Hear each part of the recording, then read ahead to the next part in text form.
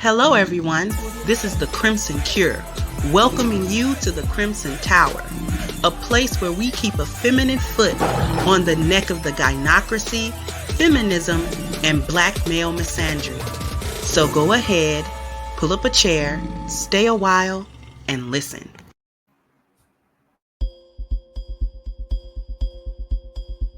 For over 2 decades, we focused on one philosophy, the 10 life values. A system that helps us examine our lives, our vision, our leadership. Our products and our services are exclusively for men, all men. The ones who teach and mentor our kids, maintain our livestock and grow our food, make and repair our products, saves us from catastrophe and protect our nation. The 10 life values are woven into every product and service we create.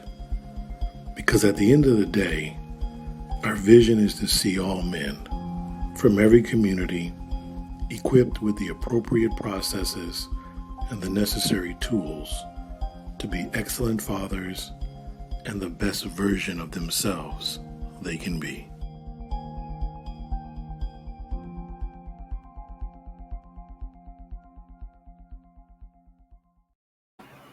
Hello there, Crimsonites, and welcome to the Crimson Cure channel.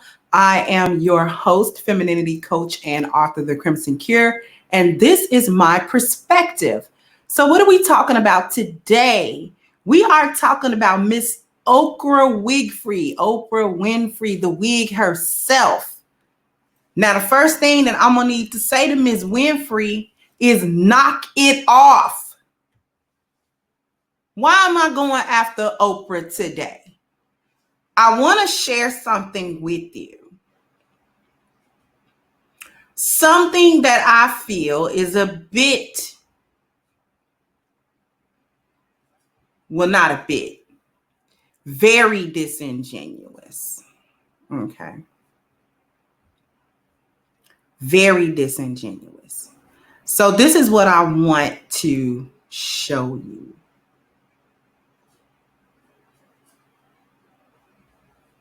Let me go ahead and share really quickly.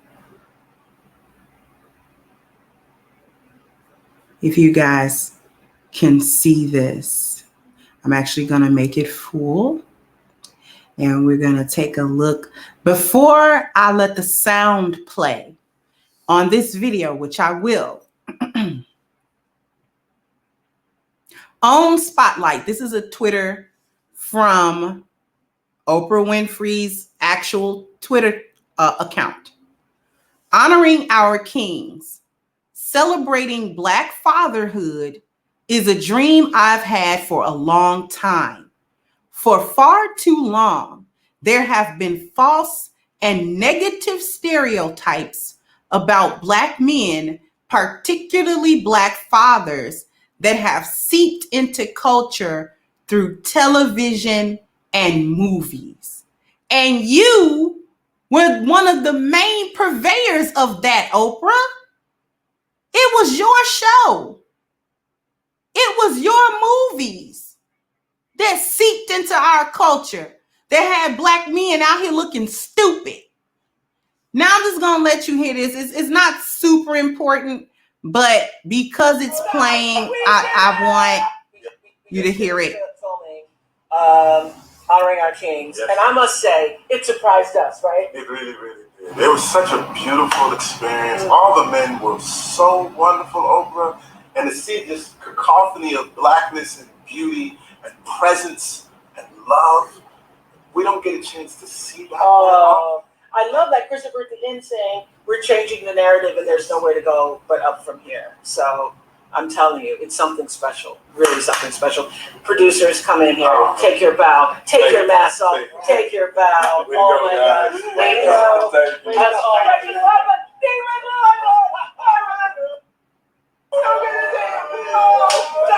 We did it! We just did. Now,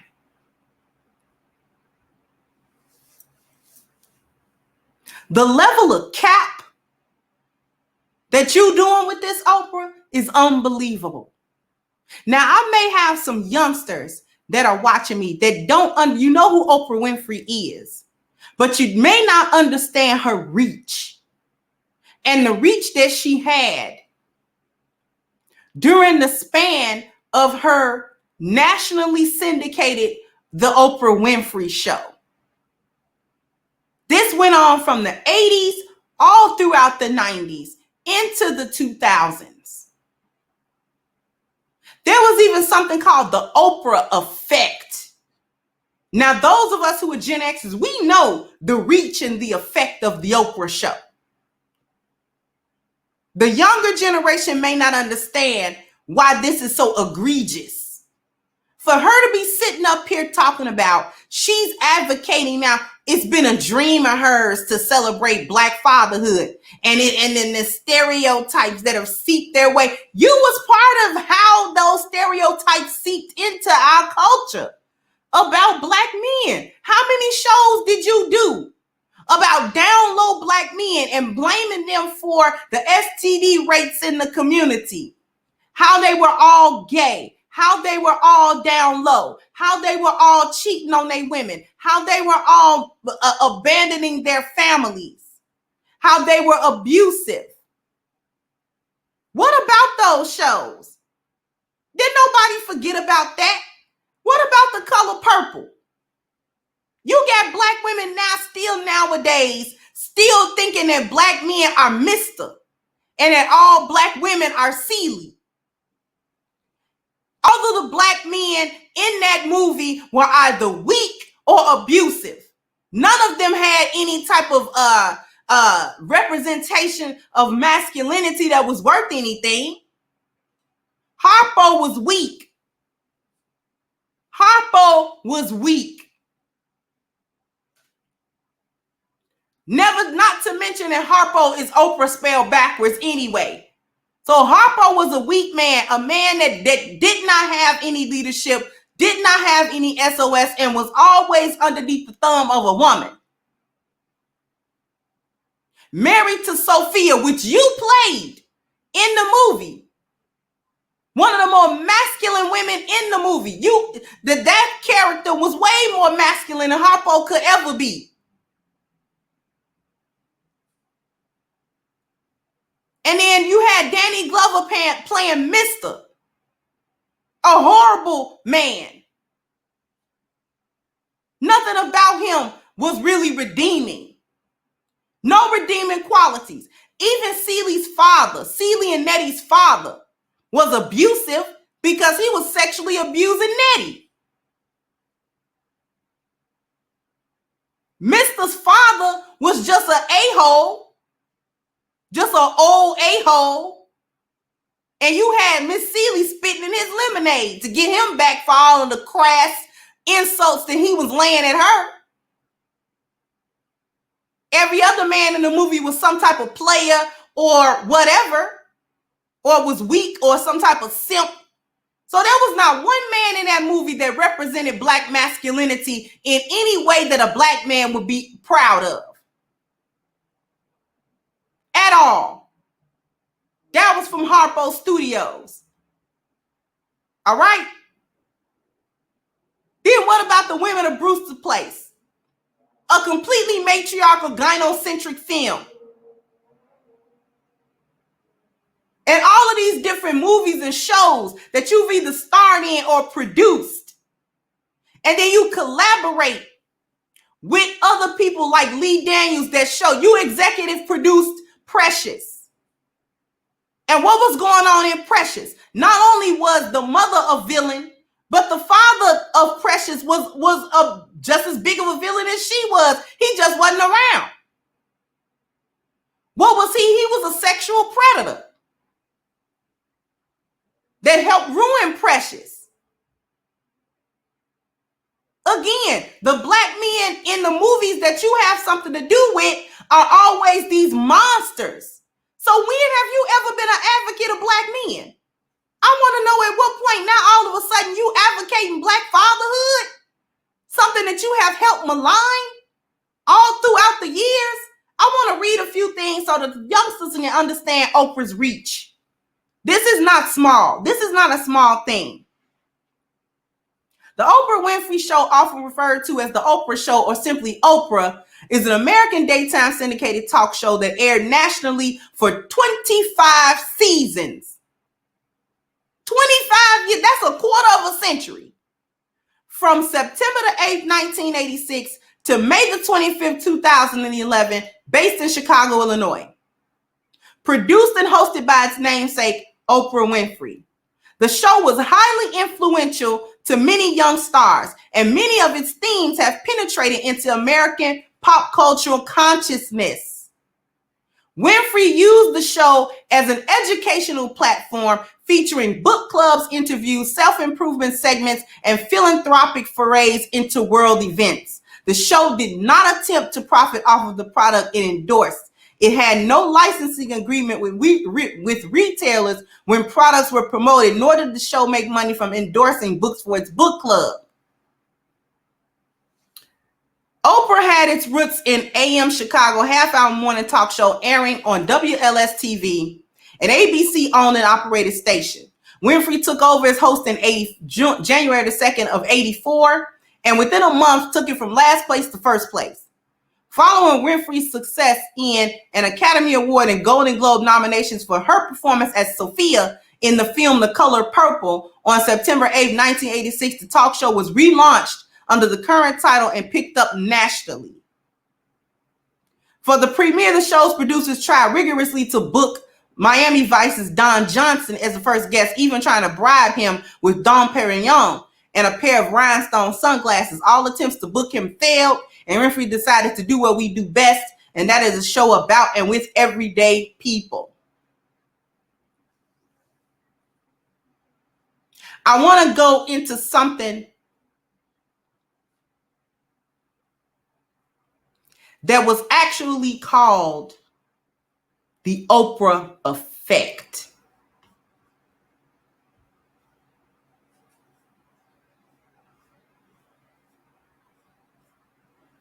Because that was actually a thing. The Oprah effect.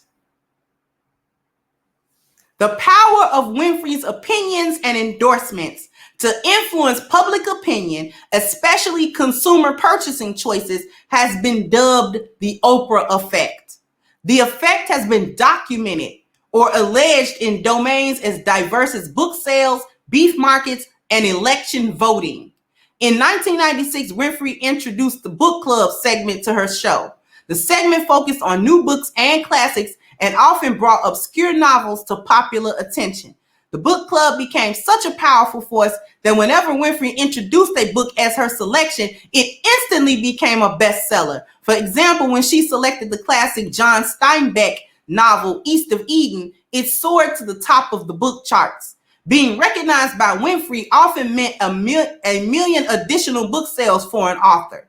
In Reading with Oprah, the book club that changed America, Kathleen Rooney describes Winfrey as a serious American intellectual who pioneered the use of electronic media, specifically television and the internet, to take reading, a decidedly non-technological and individual act, and highlight its social elements and use it in such a way to motivate millions of non-readers to pick up books.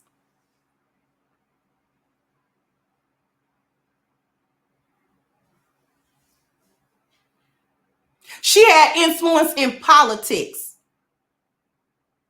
She had influence in spiritual leadership. This is a spiritual strag. Oprah has always been a spiritual strag. Okay? I want everybody to know this. In 2000, she was awarded the Spingarn Medal from the NAACP. In 2002, Christianity Today published an article called The Church of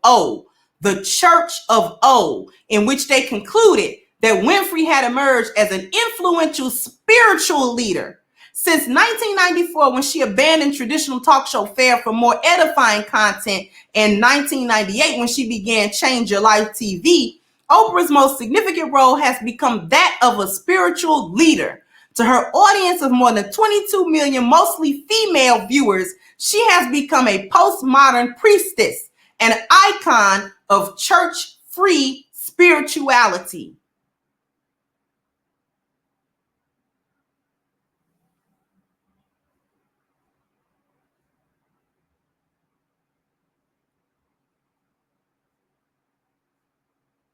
Her filmography includes The Color Purple, Native Son, The Women of Brewster Place, There Are No Children Here, Before Women Had Wings, Beloved, Our Friend Martin, Charlotte's Web, The Bee Movie, The Princess and the Frog, Sesame Street, she was in The Butler, Selma, Greenleaf as an executive producer, A Wrinkle in Time where she was a witch, and apparently a voice role in The Handmaid's Tale.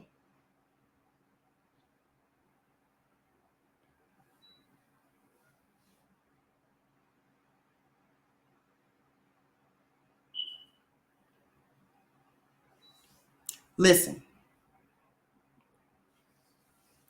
it's not small.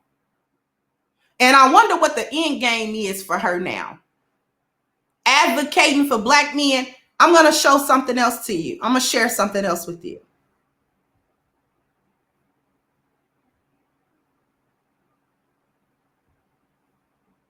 I'm going to share this. This article was written September the 13th in 2010, but it is relevant.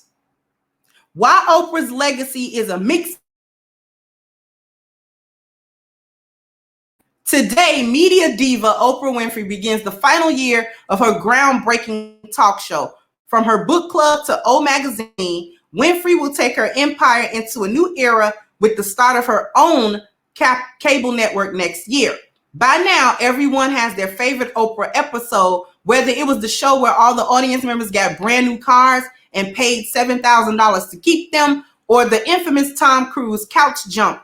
In the 25 years she has been on the air, Winfrey has not only helped set the standard for other daytime talk shows, but also broken down many barriers for other female minority television personalities who follow in her footsteps. However, many in the Black community wonder if Winfrey has sold out to get her lofty position. Specifically, while she has set the standard for how far Black women can go in the media, many felt that she has done this at the expense of making Black men look bad on her show.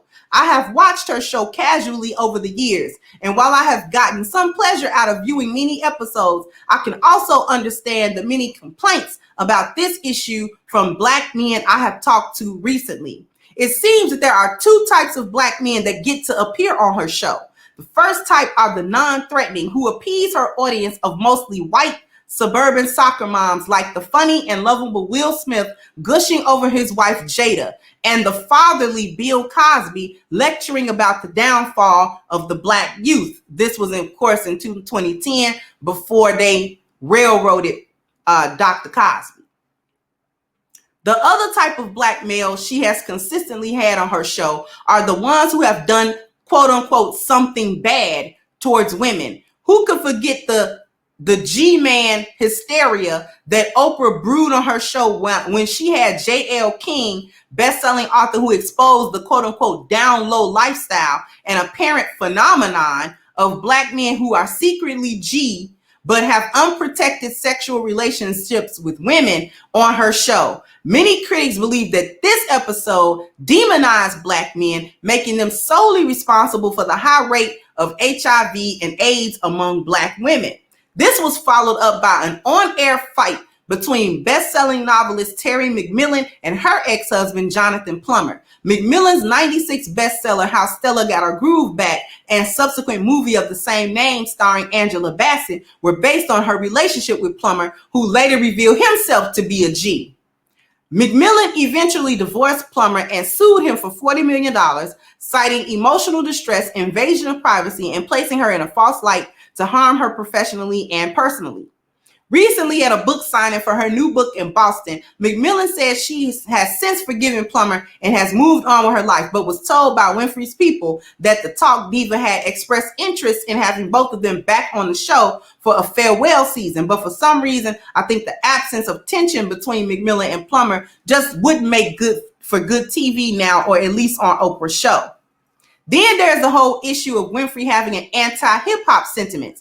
In 2006, rapper turned actor Ice Cube accused Winfrey of having such a bias because of the lack of rappers that get invited on her show. Ice Cube, who starred in and produced the box office hit Barbershop, felt that he was dissed by Winfrey. For Barbershop, she had Cedric the Entertainer and Eve on, but I wasn't invited, he told FHM magazine. She's had rapists, child molesters, and lying authors on her show. And if I'm not rags to riches story for her, who is? Should be noted that Winfrey has had female rappers on her show like Eve, as mentioned, and Queen Latifah in support of the movie Secret Life of Bees.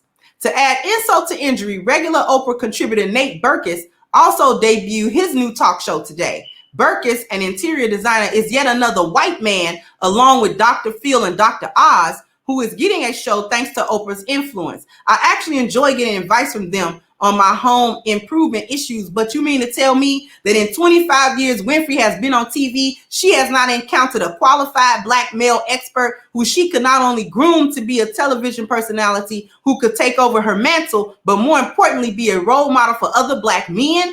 While she has the right to do what she wants in her media empire, one would think that someone of her power would use it more responsibly. My only hope is that she uses her last season to change the way black men are viewed in pop culture. If Oprah doesn't do it, who will? And that is a dang on good point. What black man, what black male expert has gotten a start through Oprah? We can name that article, name a few white men. We know of Dr. Phil, Dr. Oz, Nate Berkus, and a whole host of others through Oprah. That's how we know them. That's how we know who they are.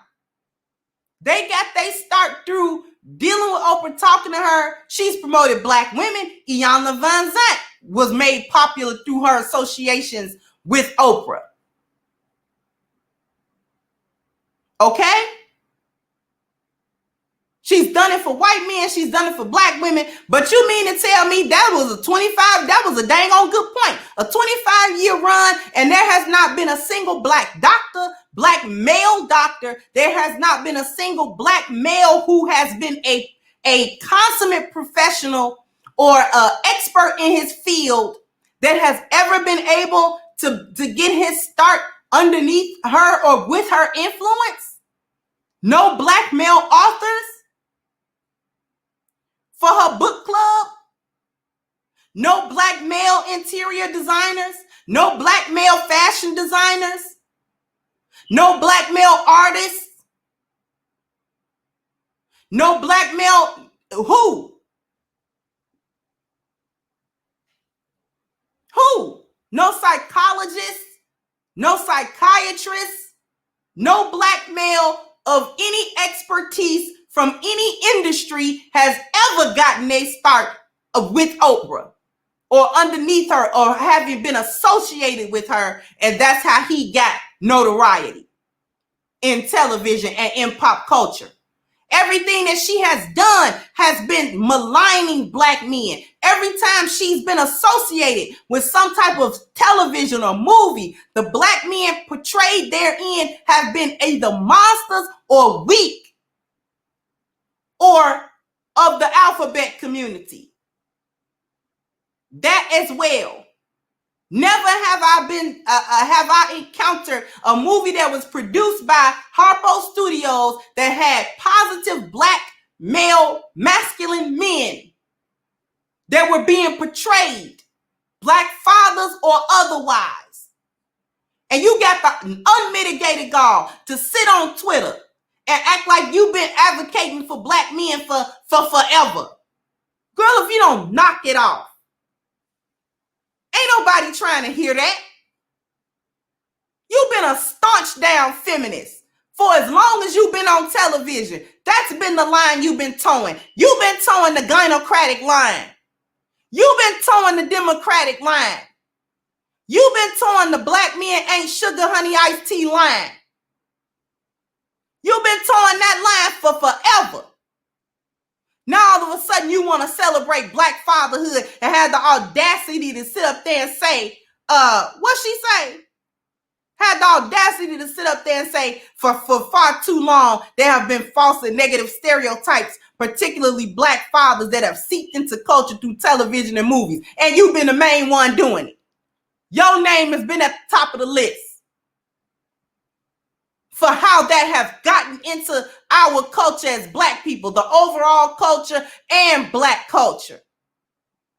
Like I said, the color purple effect is still being had today by young women who probably ain't even never watched that movie before. Never read the book before. And are taking those tropes as stand-ins for what Black men are in our community. Either monsters, or they so weak as to be inconsequential, or they players, or they alphabet. And the women have to take control over everything because the men are too weak to do so. You get all the way up out of here with that. Sit there and have that tweet out there like you really about Black men when you've been against them from day one. Ain't nobody got time for that. Sitting here playing with the people, just gonna play in our face like that. Like don't nobody know your track record. It's been a 25-year track record or more. It's been longer than 25 years because that was just the length of the run of the show. That don't count all of the stuff that's on the OWN network. All of the stuff that's been pushed and promoted through Oprah's empire all this time. Up until the current day.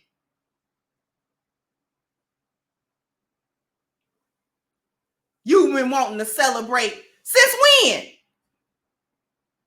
Celebrating Black fatherhood is a dream I've had for a long time. Why was it a dream? Why ain't you been doing it?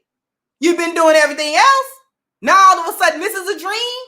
Something that was unattainable until 2021? Girl, if you don't get up out of here, if you don't knock that off, Oprah, knock it off. Off. I'm a Gen Xer. I grew up with you. I remember you.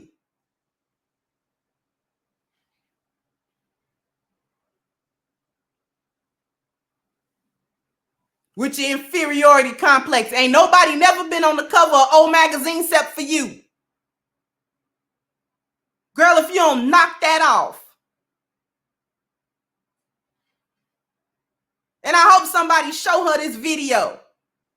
Ain't nobody crazy.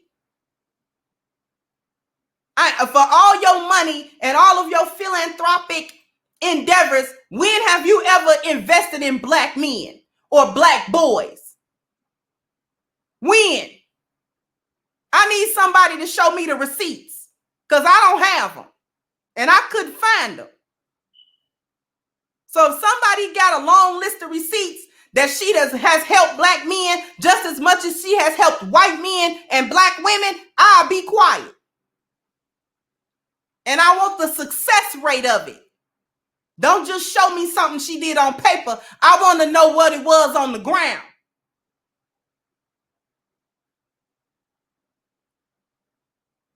Anyway, sound off in the comment section. What do you think about this tweet? Because it's cap in my book. Cap. All cap. But I want your opinion. Sound off in the comment section. Let me know what you think about Oprah's tweet and how sincere or genuine do you believe that it is. And if you're old enough, do you remember her show? Do you remember the Oprah effect? Like, share, and subscribe to the channel if you have not. Once again, I am your host, The Crimson Cure, and this was my perspective. Bye-bye, Crimsonites.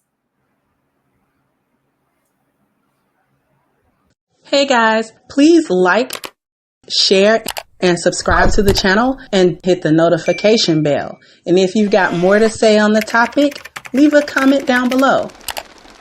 Also, don't forget to support our sponsor, who so graciously supports this channel by clicking the description box and the link for A-Game at agameherbal.com. You can go ahead and get a 10% discount off of your next purchase using the code Kendra10.